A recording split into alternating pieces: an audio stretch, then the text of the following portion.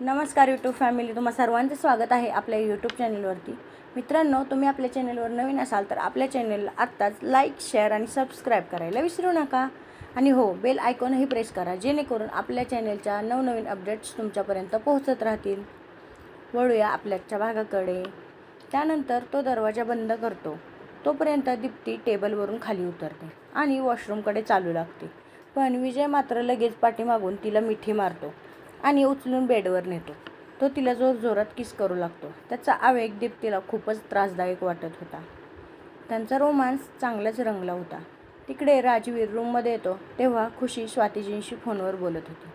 ती व्हिडिओ कॉलवर बोलत होती. खुशीने फोन टेबलवरती उभा ठेवला होता आणि ती बोलत बोलतच राजवीरची कपाटातील कपडेही व्यवस्थित लावत होती.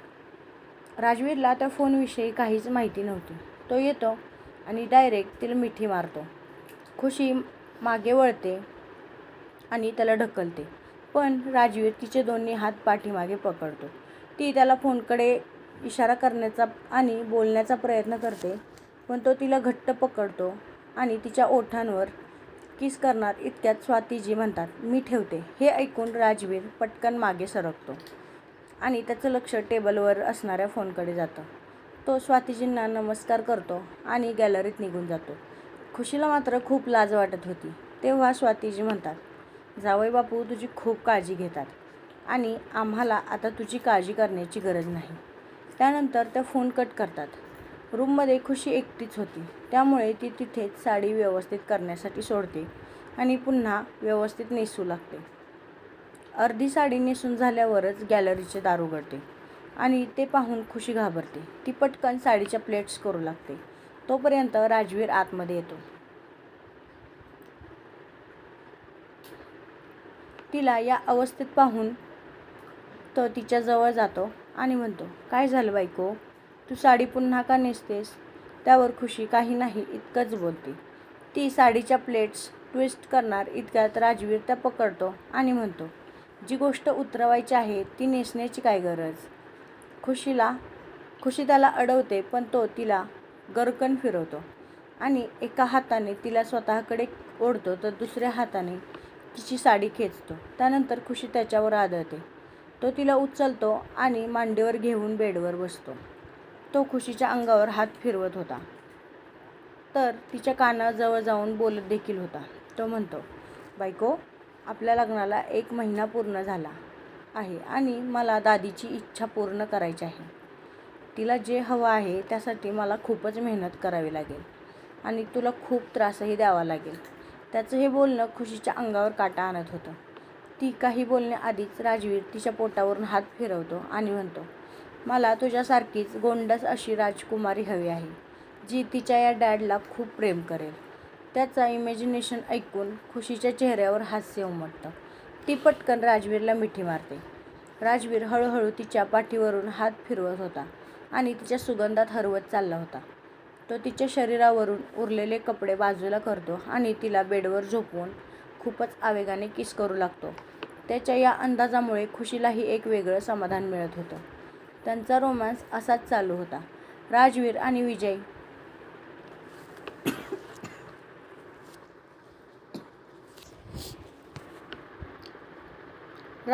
विजय यांच्या खोलीत फक्त त्या दोघांचा जोरजोरात चाललेला श्वास आणि खुशी आणि दीप्तीचा वेदनेने भरलेला आवाज एवढंच चालू होतं. सायंकाळचे 7 वाजतात. खुशी फ्रेश होऊन स्वयंपाकासाठी किचनकडे जाते आणि दीप्ती पण येते. त्या दोघींचं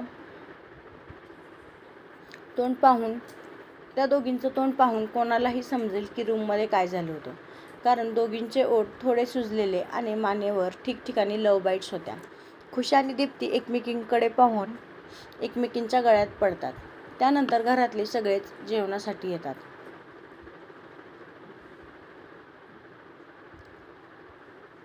आणि त्या दोघींचे चेहरे पाहून सर्वांच्या चेहऱ्यावर एक स्मित हास्य येतं. त्यानंतर सर्वजण आपापल्या कामात गुंततात.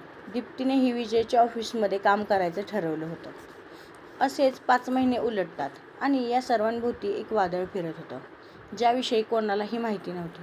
इकडे पंजाबमध्ये रानाचे लोक वेषांतर करून वास्तव्यास राहून तेथील सर्व माहिती काढण्याचा प्रयत्न करत होते. तर मुंबईत सोनिया खुशीविरुद्ध काहीतरी मोठा खेळ खेळणार होती. तिने खुशीच्या मागे तिची माणसे कामाला लावली होती. राजवीर आणि खुशीची जवळीक आता तिला सहन होत नव्हती. त्या दोघांचं नातं अजूनही सर्वांपासून लपवलेलं होतं. संध्याकाळी खन्ना परिवार आणि मल्होत्रा परिवार एकत्र आलेला असतो. प्रकाश आणि संजना हे कायमचेच भारतात परतले होते. त्यामुळे घरात सर्वजण खूपच खुश होते. जेवणामध्ये पंचपक्वान्नाचा बेत होता. इतक्यात दीप्ती हातात पराठे घेऊन येते आणि अर्ध्या वाटेतच चक्कर येऊन बेशुद्ध होते. कोणालाही काहीही समजत नव्हतं. त्यानंतर खुशी आणि विजय पटकन तिच्यापाशी जातात आणि विजय तिला उचलतो आणि रूममध्ये घेऊन जातो. राजवीर डॉक्टरांना बोलावतो. डॉक्टर दीप्तीला चेक करतात आणि ब्लड टेस्ट करायला सांगतात. तासाभरातच रिपोर्ट येतात. त्यात फूड पॉयझनिंग असा रिझल्ट असतो. घरातल्या सर्वांना धक्का बसतो. त्यानंतर डॉक्टर दीप्तीला सलाईन लावतात आणि त्यातून काही इंजेक्शन सोडतात, जेणेकरून पोटातील विष उलटीमार्फत बाहेर येईल. थोड्याच वेळात दीप्ती 5 ते 6 वेळा उलट्या करते आणि ती पुन्हा बेशुद्ध पडते. त्यानंतर डॉक्टर पुन्हा तिला चेक करतात आणि म्हणतात, आता काही धोका नाही, ती ठीक आहे. त्यानंतर सर्वजण आपापल्या रूममध्ये जातात. पण खुशी तिथेच थांबते. तेव्हा विजय म्हणतो, भाभी काळजी करू नका, मी तिची खूप काळजी घेईन आणि मला जर गरज वाटली तर मी तुम्हाला बोलावून घेईन. त्यानंतर खुशी बाहेर येते, पण ती रूमऐवजी किचनमध्ये जाते आणि सर्व गोष्टी व्यवस्थित निरीक्षण करते. पण तिथे तिला काहीही संशयास्पद जाणवत नाही. त्यानंतर ती घराबाहेर जाते आणि आसपासचा परिसर चेक करते, ज्यामध्ये तिला एक संशयास्पद चॉकलेटचा कागद सापडतो. ती तो उचलते आणि एका प्लास्टिकच्या कॅरीबॅगमध्ये ठेवते. दुसऱ्या दिवशी ती ध्रुवला घरी बोलावते आणि सर्वांच्या नकळत ती तो कागद लॅबमध्ये टेस्टिंगसाठी पाठवते. थोड्याच वेळात रिझल्ट येतो, ज्यात चॉकलेटमध्ये विष होतं हे सिद्ध होतं. त्यानंतर खुशी दीप्तीकडे जाते. आता मात्र ती बरी होती, पण खुशी खूपच रागात होती. ती म्हणते, दीप्ती, तुला जर चॉकलेट खायचं होतं तर मला सांगायचं, मी आणून दिलं असतं ना. अशा कोणत्याही अनोळखी व्यक्तीकडून तू चॉकलेट का घेतलंस? तू काही लहान आहेस का? ती खूप रागात हे सर्व बोलत होती. विजयला काहीही समजत नव्हतं, पण खुशीच्या डोक्यात खूप सारे प्रश्न उभे राहिले होते. खुशी वारंवार तिला तेच विचारत होती.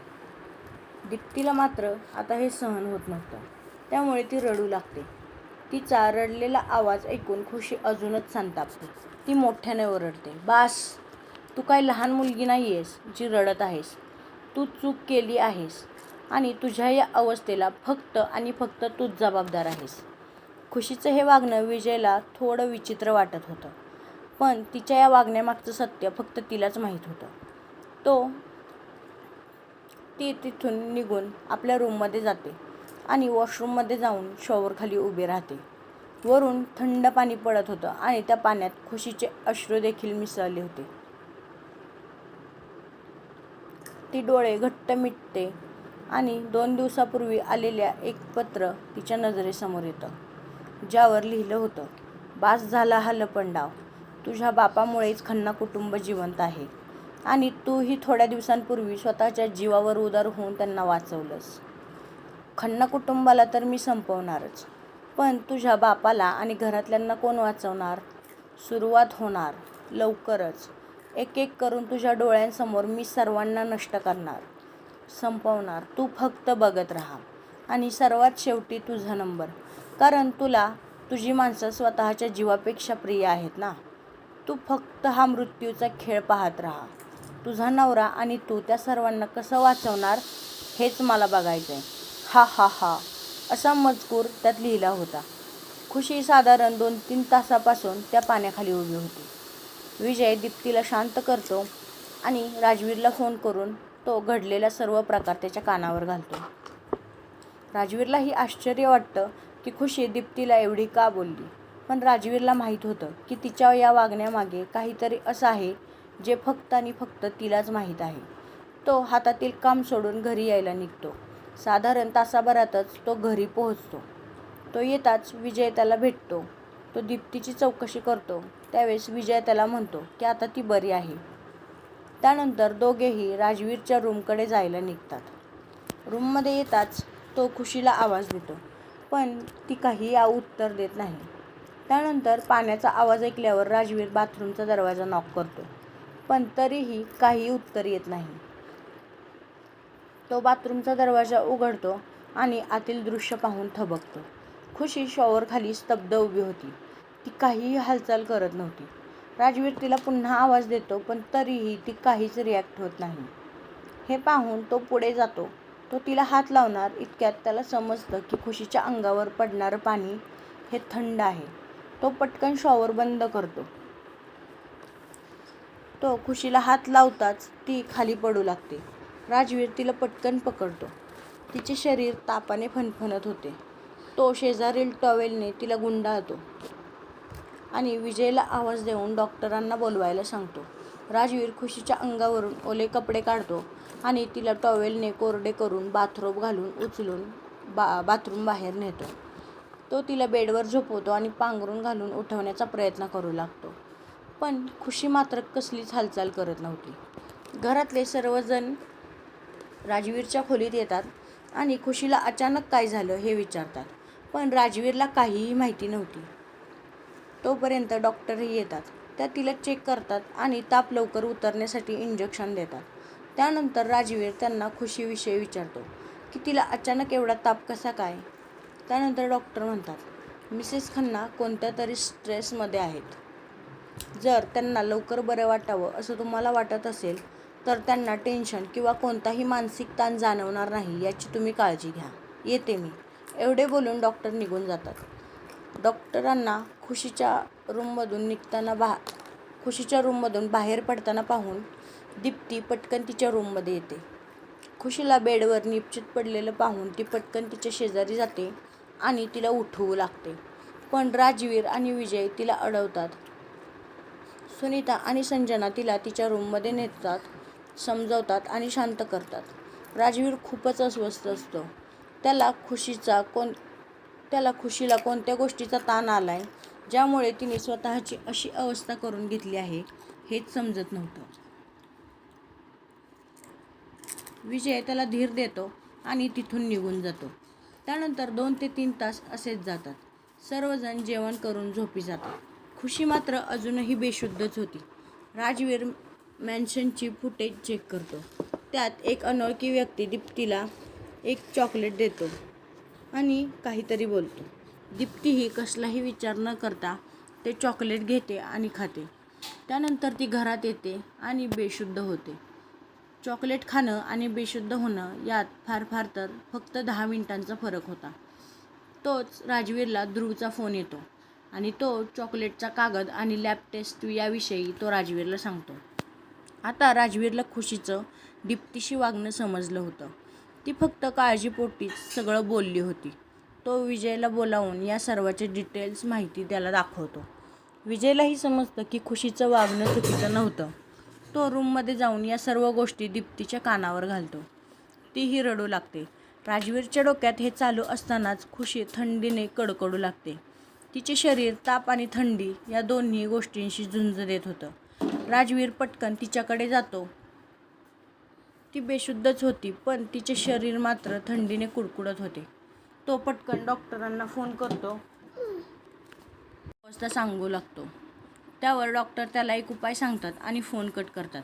तो कोणताही विचार न करता स्वतःचे कपडे काढतो आणि खुशीच्या अंगावरील बाथरोब देखील काढतो आणि तिला घट्ट मिठी मारून झोपतो. दुसऱ्या दिवशी सकाळी 8 वाजता खुशी जागी होते. ती बाजूला पाहते तर राजवीर तिला मिठीत घेऊन झोपला होता. ती स्वतःकडे पाहते आणि पटकन शेजारील बाथरोब घालते. तिच्या हालचालीमुळे राजवीर जागा होतो. तो तिला जवळ ओढतो आणि तिच्या डोक्याला आणि गळ्याला हात लावून ताप आहे की ते चेक करतो. तिचा ताप उतरला होता. तो तिला म्हणतो, बायको आता तुला कसं वाटतंय? त्यावर खुशी म्हणते, मी ठीक आहे. तो काही बोलणार तेवढ्यात दरवाजा वाजतो. राजवीर पटकन बेडवरून उतरतो आणि कपडे घालून दरवाजा उघडतो. खन्ना आणि मल्होत्रा दोन्ही कुटुंबातील सगळेच सदस्य खुशीची तब्येत कशी आहे हे पाहायला आले होते. तिला व्यवस्थित पाहून सर्वजण हॉलमध्ये येतात आणि तिच्याशी बोलतात. थोडा वेळ असाच जातो. त्यानंतर राजवीर खुशीला हाताला धरून बाजूला घेऊन जातो आणि भिंतीला टेकवतो. तिचे दोन्ही हात पकडतो आणि म्हणतो, मी तुला या आधीही सांगितलं होतं की जर तू इतर कोणामुळे स्वतःला त्रास करून घेतलास तर मी तुला त्याची शिक्षा देणार. ती काही बोलण्याआधीच राजवीर तिला आवेगाने किस करू लागतो.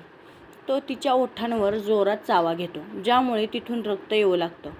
तो बाजूला होतो आणि म्हणतो, यापुढे तू पुन्हा तसं केलंस तर मी तुला यापेक्षाही मोठी शिक्षा देईन. त्यानंतर तो तिला तिच्या तणावाचं कारण विचारतो. खुशी आधी शांत राहते, पण नंतर बोलू लागते. ती त्याला म्हणते,